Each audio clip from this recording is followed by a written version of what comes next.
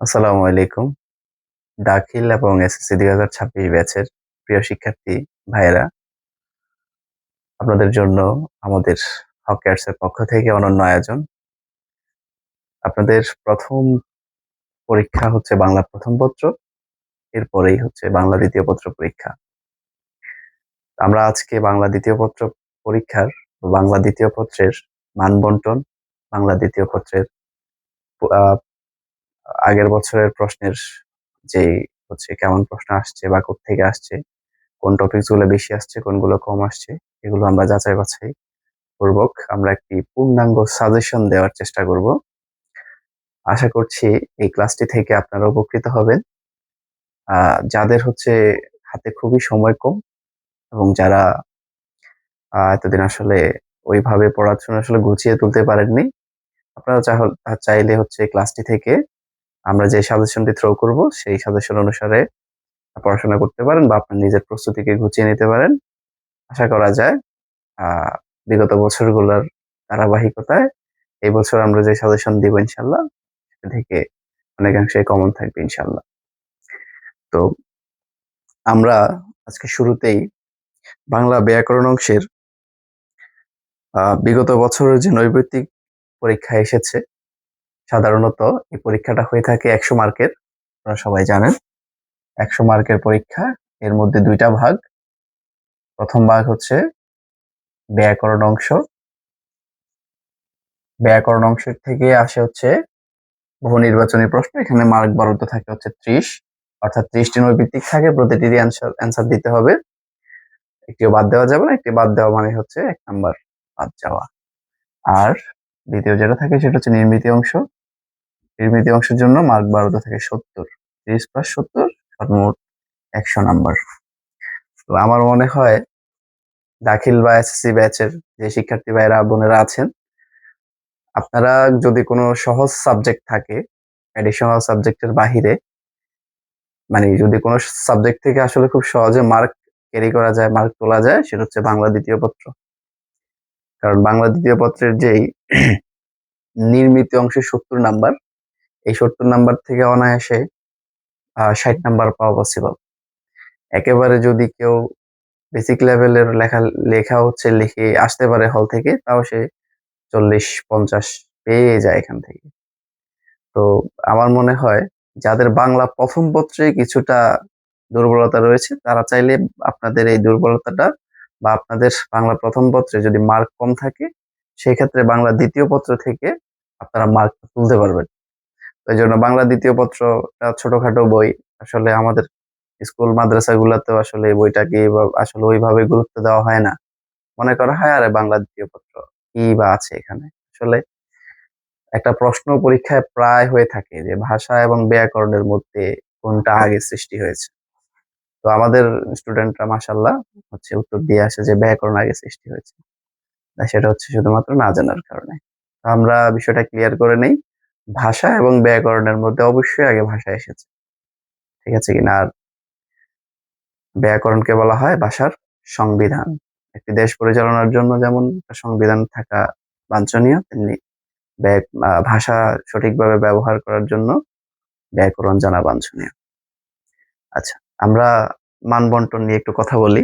সেটা হচ্ছে আমাদের এখানে ব্যাকরণ অংশে ৩০ নাম্বার থাকে। তো আমাদের দাখিল ১০ম শ্রেণীর বা দাখিল এসএসসি বই, মানে আমাদের যেই বাংলা ২য় পত্র বইটি, এনসিটিবি থেকে আমাদেরকে যে বইটা হচ্ছে দেওয়া হয় পড়ার জন্য, এই বইতে ব্যাকরণ অংশে সর্বমোট ৪৩ টা পরিচ্ছেদ রয়েছে। ৪৩ টা পরিচ্ছেদ থেকে এখান থেকে নৈর্ব্যক্তিক আসে মাত্র ৩০ নাম্বার। ঠিক আছে? তার মানে যদি প্রত্যেক টপিকস থেকেও একটা করে ধরা হয়, তাও আসলে ৩০ টা হয় না। তাও আরো ১৪ টা টপিকস, ১৩ টা টপিকস আসলে আরো থাকে। তাহলে এখন প্রশ্ন আসতে পারে যে ভাইয়া, আমরা ৪৩ টা টপিকস থেকে আসলে কোন টপিক গুলা থেকে পড়লে আমাদের মোটামুটি ৩০ টা অন এন এভারেজ ২৫ থেকে ২৮ টা নৈর্ব্যক্তিক আমাদের কমন আসতে পারে। ৩০ টা আসলে কারোই কমন আসে না, ২-১ জন এক্সেপশনাল ছাড়া। তো মানে ২৮ টা অন এন এভারেজ কমন থাকে অনেকেরই। ২৮ টা ২৭ টা। যারা মোটামুটি পড়াশোনা করে তাদের ২৫ টা কমন থাকে ম্যাক্সিমাম। আর যারা হচ্ছে একটু আপার লেভেলে স্টাডি করে তাদের 28টা অন অ্যান এভারেজ এরকম থাকে আর কি। তো আমরা আজকে দেখাবো যে কোন কোন টপিক গুলো থেকে পড়লে আমাদের এখান থেকে মানে ওই যে বলে না এরকম যে বন্দুকের গুলি মিস হয়, আসলে প্রশ্ন আসা মিস হয় না। এরকম কিছু টপিকস তো অবশ্যই আছে যেখান থেকে প্রশ্ন আসবেই, এবং ওই কোন জায়গা থেকে পড়লে আসলে এখান এই টপিকস থেকে এই পরিচ্ছেদ থেকে যত কঠিন প্রশ্নই আসুক সেটার উত্তর দেওয়া যাবে, আমরা সেটা দেখাই দিব ইনশাল্লাহ। তো আমরা আর কথা দীর্ঘায়িত না করে আমরা আমাদের মূল কথায় ফিরে যাই। 43টা পরিচ্ছেদ, আমাদেরকে এখান থেকে মার্ক তুলতে হবে 30। আর এখানে নির্মিতি অংশে যে 70, এই নির্মিতি অংশ 70-এর মধ্যে আমাদের কি কি রয়েছে? আমাদের রয়েছে হচ্ছে অনুচ্ছেদ লিখন, আমাদের রয়েছে হচ্ছে চিঠিপত্র লেখন, চিঠিপত্রের সাথে আমাদের রয়েছে প্রতিবেদন লিখন, আমাদের রয়েছে ভাব সম্প্রসারণ লেখন, আমাদের রয়েছে সারমর্ম এবং সারাংশ, আমাদের রয়েছে অনুবাদ, এবং আমাদের আছে হচ্ছে প্রবন্ধ বা রচনা। তো এখানে মার্ক ক্যারি করা খুবই সহজ। তো মানে সমস্যা যেখানে হয় সেখানে হচ্ছে আমাদের স্টুডেন্টরা আসলে এই 70-এ সবাই মোটামুটি ভালো মার্ক পায়, কিন্তু এখানে 30-এই হচ্ছে অনেকেরই ঝামেলা হয়ে যায়।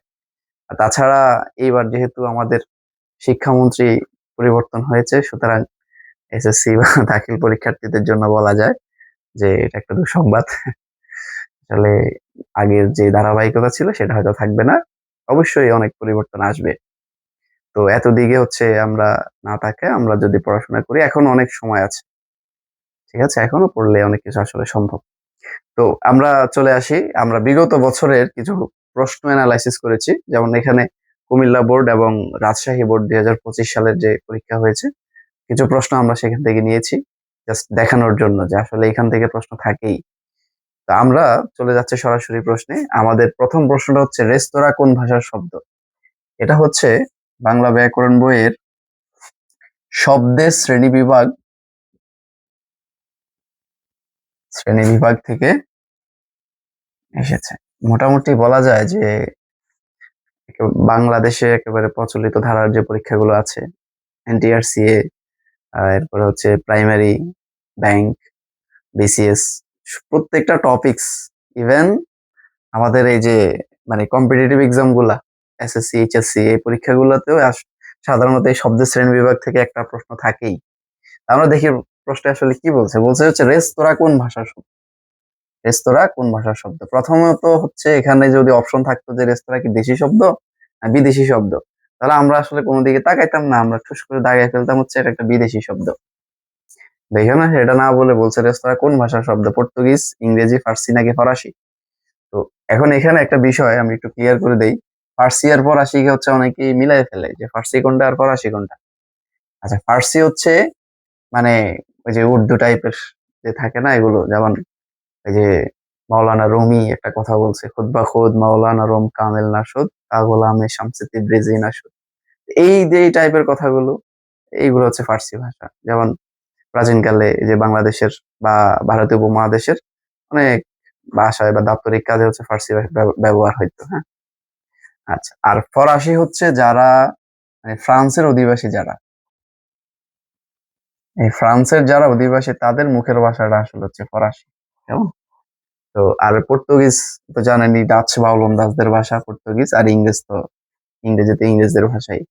তো এখন ইতিহাসের দিকে যদি তাকাই তাহলে দেখি যে ভারতীয় উপমহাদেশে প্রথম কারা আসে? পর্তুগিজরা আসে। এই পর্তুগিজরা হচ্ছে এসে আর কি মানে ভাষার এই যে শ্রেণী বিভাগটা তারাই মূলত শুরু করে। আচ্ছা, তা আমরা আসি, রেস্তোরাঁ আসলে কোন ভাষার শব্দ? পর্তুগিজ, ইংরেজি, ফার্সি নাকি ফরাসি? তো এই যে রেস্তোরাঁ কোন ভাষার শব্দ, এটা হচ্ছে মনে রাখার জন্য সবার একটা টেকনিক আছে, যে ফরাসি বুর্জোয়ারা কার্তুজ কেটে আহ ডিপোতে রেখে আহ, রেস্তোরাঁয় গিয়ে রেনেসার মুভি দেখার আতাত করে। তো এই যে শব্দগুলা, হ্যাঁ, এই যে বুর্জোয়া, বুর্জোয়া, কার্তুজ, ডিপো, এরপর হচ্ছে কুপন, রেনেসা, আতাত, হচ্ছে আতেল, পাতাল, যাই হোক। তো এই যে শব্দগুলো এগুলো হচ্ছে মূলত ফরাসি শব্দ। তাহলে আমাদের প্রথম প্রশ্নের যে উত্তর রেস্তোরাঁ কোন ভাষার শব্দ, এটা উত্তর হবে ফরাসি ভাষার শব্দ। তো আপনারা যারা হচ্ছে ক্লাসটি দেখবেন তারা হচ্ছে ধরেই নিতে পারেন যে এখান থেকে ইনশাল্লাহ একটা প্রশ্ন থাকেই। বেশিরভাগ সময় থাকবে হচ্ছে তৎসম থেকে, তৎসম তৎসম থাকবে অথবা বিদেশি শব্দ থেকে থাকবে। এই বিদেশি শব্দের যে ক্রাইটেরিয়া গুলো আছে, যেমন পর্তুগিজ, ফরাসি, আর হচ্ছে পর্তুগিজ ফরাসি, এই দুইটা হচ্ছে আপনারা একটু ভালো করে পড়বেন মনোযোগ দিয়ে, ঠিক আছে? তাহলে এখান থেকে একটা থাকার সম্ভাবনা আছে। আর যখন পড়বেন তখন একটু সবগুলোর দিকে একবার চোখ বুলে যাবেন। স্পেসিফিক তিনটা বিষয়, এটা হচ্ছে সংস্কৃত বা তৎসম শব্দ, আর যদি পারেন তদ্ভব শব্দ, এদিকে তাকাবেন একটু। আর এখানে ফার্সি, ফরাসি, আর হচ্ছে আরবি, এই পাঁচটার উপরে একটু আপনারা জোর দিবেন। এখান থেকে থাকার সম্ভাবনা খুব বেশি, কারণ এই প্রশ্নগুলাই হচ্ছে বারবার বারবার আসতেছে। আর তদ্ভব মাঝে মধ্যে আসে, তবে তৎসম আমি আবার একটু বলে দিই, তৎসম, তদ্ভব, আর হচ্ছে ফরাসি, ফার্সি, আর হচ্ছে আরবি, এই পাঁচটা আপনারা একটু দেখবেন সবাই। আচ্ছা, দ্বিতীয় নাম্বার যে প্রশ্ন হচ্ছে, কোন ধরনের যোজক একে অন্যের পূরক হয়ে বাক্যে ব্যবহৃত হয়? তা আমরা সাধারণত জানি পুরো যোজক কি। যোজক হচ্ছে মানে কোনো জিনিসকে হচ্ছে জোড়া লাগায় যেটা, সেটাই হচ্ছে কি যোজক, বাংলা যেটাকে হচ্ছে কনজাংশন বলে, ঠিক আছে? তো আমাদের সাধারণত বাংলা ব্যাকরণ বইয়ে 5 ধরনের বা 5 প্রকার যোজকের কথা বলা আছে। 5 প্রকার যোজক, এখানে কিন্তু 4 প্রকার দেওয়াই আছে। তাহলে আমাদের আর বাকি থাকলো 1 প্রকার। তাহলে আমাদের কোন প্রকার যোজক আসলে এখানে দেওয়া নেই, এটা আমরা দেখি একটু, ঠিক আছে? আমাদের আসলে এখানে সাধারণ যোজকটা দেওয়া নাই। 5 নাম্বার প্রকার ধরলাম আমরা সাধারণ যোজক।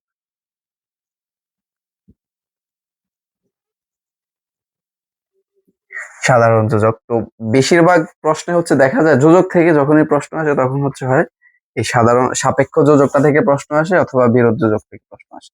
সাধারণ যোজক বা কারণ যোজক বা বিকল্প যোজক, এগুলা থেকে প্রশ্ন খুব কম আসে, ঠিক আছে? আপনারা হচ্ছে চাইলে আপনারা প্রশ্ন অ্যানালাইসিস করে দেখতে পারেন, ঠিক আছে কিনা। তো আপনারা যখন যোজক পড়বেন তখন অবশ্যই সাপেক্ষ যোজক এটা একটু ভালো করে পড়বেন। আর সাপেক্ষ যোজকগুলো সাধারণত কি হয়ে থাকে? সাপেক্ষ যোজকগুলো সাধারণত হবে এই যে আমরা বলি না, যদি তুমি আসো তবে আমি যাব, এই যদি তবে, তারপর হচ্ছে কি যত তত, বলে না যত গর্জে আসলে তত বর্ষে না, ইত্যাদি ইত্যাদি যোজক গুলোই হচ্ছে সাধারণত সাপেক্ষ যোজক, মানে একটা না হইলে আরেকটা হবে না এর। আচ্ছা, 3 নাম্বার প্রশ্নে আমাদের কি আছে যে অনুসর্গ কত প্রকার বা অনুসর্গ কত ভাগে ভাগ করা যায়? আমার মনে আছে আমি একটা কোচিং এ হচ্ছে একটা স্টুডেন্টকে এটা খুব ভালোভাবে বুঝাইছিলাম। তো বোঝানোর সময় আমি যখন এই প্রশ্নটা দেখতেছিলাম তখন আমার স্টুডেন্টের কথা মনে হইলো যে আমি ওর এটা বুঝাইছিলাম অনুসর্গ কি। আচ্ছা, অনুসর্গ হচ্ছে কোথায় বসে বলেন তো? অনুসর্গ হচ্ছে শুরুতে বসে, কেমন? আর প্রত্যয় শেষে বসে। তো আমরা অনুসর্গকে ধরে নিলাম হচ্ছে একটা প্রিপোজিশনে ধরে নিলাম। তো ইংরেজিতে প্রিপোজিশনের অনেকগুলো প্রকার, কিন্তু এই বাংলায় অনুসর্গের মাত্র 2টা প্রকার। 2টা প্রকার, এক হচ্ছে সাধারণ অনুসর্গ, আর 2 হচ্ছে ক্রিয়াজাত অনুসর্গ। মানে অনেকগুলো অনুসর্গ হচ্ছে ক্রিয়ার মতো, কিন্তু আসলে এগুলো ক্রিয়া না, এগুলো বাক্যে অনুসর্গ হিসাবে ব্যবহৃত হয়, কিন্তু এগুলোকে ক্রিয়াজাত অনুসর্গ বলা হয়, ঠিক আছে? তো এই অনুসর্গ থেকে অনেক সময় প্রশ্ন আসতে দেখা যায়। অনুসর্গ আসলে খুবই গুরুত্বপূর্ণ একটা জিনিস, তো এই জন্য অনুসর্গ থেকে সাধারণত প্রশ্ন আসে। আচ্ছা, এখন আসেন, আমি ব্যাকরণের খুব কাছে, আমি আগেই বলে দিই এটা হচ্ছে কারক থেকে আসছে প্রশ্নটা, কেমন? এই কারক হচ্ছে মূলত একটা সংস্কৃত ভাষার শব্দ। এই প্রশ্নটাও প্রায় আসে যে কারক কোন ভাষার শব্দ। কারক হচ্ছে একটা সংস্কৃত ভাষার শব্দ। কারককে যদি আমি ভাঙি প্রকৃতি প্রত্যয় নির্ণয় করি, তাহলে আসবে হচ্ছে ক্রি যোগ নক। ক্রি মানে হচ্ছে ক্রিয়াপদ, আর নক মানে হচ্ছে নামপদ। তার মানে কারক মানে হচ্ছে ক্রিয়াপদের সাথে নামপদের যে সম্পর্ক তাকে হচ্ছে কারক বলে। আচ্ছা, এখানে অনেকে প্রশ্ন আসতে পারেন যে নক কেন আসছে? আচ্ছা, এই মূলত এটা হচ্ছে অক, অক যদি থাকে তাহলে প্রত্যয় হিসাবে নক উচ্চারিত হয় আর কি, এই জন্য এখানে অক নক হয়। যাই হোক, তো এই ক্রি মানে হচ্ছে ক্রিয়াপদ আর নক মানে হচ্ছে নামপদ। ক্রিয়াপদের সাথে নামপদের যে সম্পর্ক তাকে হচ্ছে কারক বলে। এই যদি কারক থেকে যদি প্রশ্ন না আসে, কারক সন্ধি এগুলা থেকে যদি প্রশ্ন না আসে, কারক সন্ধি সমাস এগুলা থেকে যদি প্রশ্ন না আসে, তাহলে আপনারা পরীক্ষা দিন না, আপনারা পরীক্ষা দেওয়া ছাড়া বাড়ি চলে আসেন, ঠিক আছে? পরে যা হওয়ার আমার সাথে হবে। হুদাই পরীক্ষা দিয়ে আসেন আর কি, মানে গুরুত্ব বোঝানোর জন্য বললাম যে এখান থেকে প্রশ্ন থাকেই মোস্ট অফ দ্য টাইম। যে কারক সন্ধি সমাস, এই তিনে বাংলা ব্যাকরণ আমার মনে হয় আর কি যে এই 3টা টপিকস যার আসলে নখদর্পণে থাকবে সে আসলে বাংলা ব্যাকরণের অন্যান্য টপিকস গুলো খুব সহজেই বুঝবে। তো এই কারক সন্ধি সমাস ভালো করে একটু নোট করে নেন। কারক সন্ধি সমাস মনে করেন এখান থেকে 3টা নৈর্ব্যক্তিক আপনার পরীক্ষা চলে আসছে ইনশাল্লাহ। পরীক্ষা দিবেন, দেখবেন যে এখান থেকে প্রশ্ন আসছে। আচ্ছা, দেখেন আমি ব্যাকরণে খুব কাঁচা। এখানে বলছে যে কোনটি অধিকরণ কারক। এখন আমাদের বইতে সাধারণত বিভিন্ন বইতে কারকের বিভিন্ন প্রকার দেওয়া থাকে। আমাদের বইতেই সম্ভবত কারক 4 প্রকার দেওয়া আছে। কারক 4 প্রকার দেওয়া আছে। তো আমাদের যে রবি ঠাকুর ছিল বা রবীন্দ্রনাথ ঠাকুর, উনি বলছে যে এই সম্প্রদান কারকের কোনো প্রয়োজন নাই।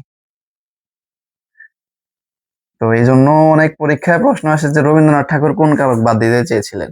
তো আমরা এখানে যারা জব প্রার্থী আছেন তাদের জন্য একটা প্রশ্ন সহজ করে দিলাম। রবীন্দ্রনাথ ঠাকুর এই সম্প্রদান কারককে বাদ দিতে চেয়েছিলেন আর কি। ওই যে বলে না অনেকে যে সৎপাত্রে কন্যাদান, অন্ধজনে দেহ আলো, এগুলোই আর কি সম্প্রদান কারক।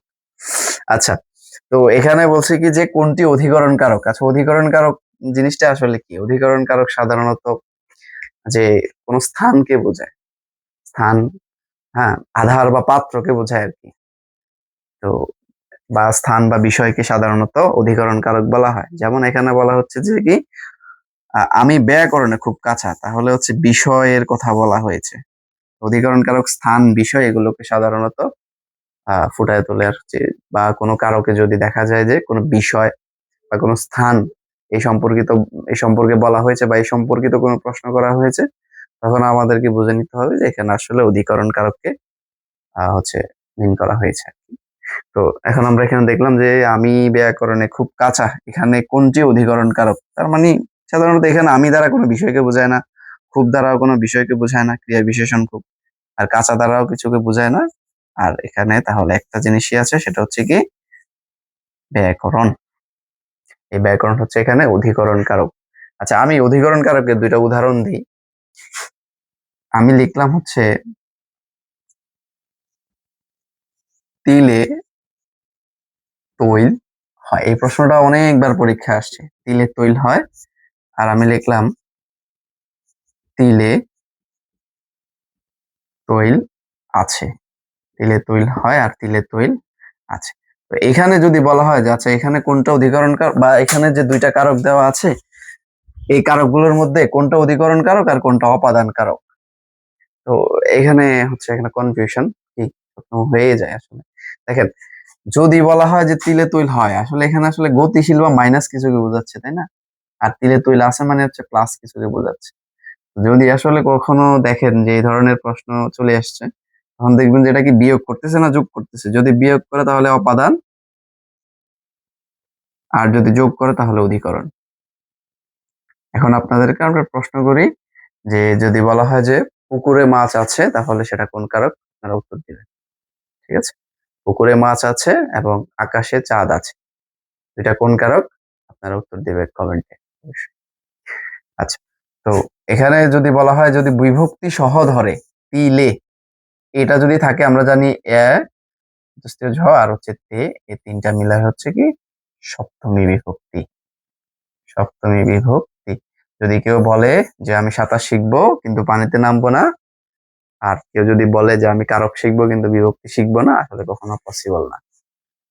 তার যদি কারক শিখাই লাগে তাহলে তাকে বিভক্তি শিখতেই হবে, মাস্ট। আচ্ছা, আমাদের সর্বশেষ প্রশ্ন, আমরা এখানে যুক্ত বর্ণ, প্রথম দিকেরই একটা টপিকস, যে এই যুক্ত বর্ণটি কোন কোন বর্ণ দিয়ে গঠিত। তো স্বাভাবিকভাবে ক স হবে না, খ স হবে না, ক দন্ত স হবে না, তাহলে আমাদের হ প্লাস ম। তো এই যুক্ত বর্ণ থেকে প্রায় সময় পরীক্ষায় প্রশ্ন আসতে দেখা গিয়েছে। তো এখানে জাস্ট আমরা একটু সিম্পল আলোচনা করলাম। এরপর আমরা দেখাবো আমাদের বাংলা ব্যাকরণ থেকে আসলে কোন কোন টপিকস গুলো থেকে আমাদের বেশি প্রশ্ন আসবে, বা আমরা সাজেশন হিসাবে কোন কোন টপিকস গুলো পড়বো, এবং পরে আমরা দেখাবো নির্মিত অংশে আমরা ঠিক কি কি পড়লে আমাদের আশা করি পরীক্ষার প্রস্তুতি সম্পূর্ণ হবে ইনশাআল্লাহ।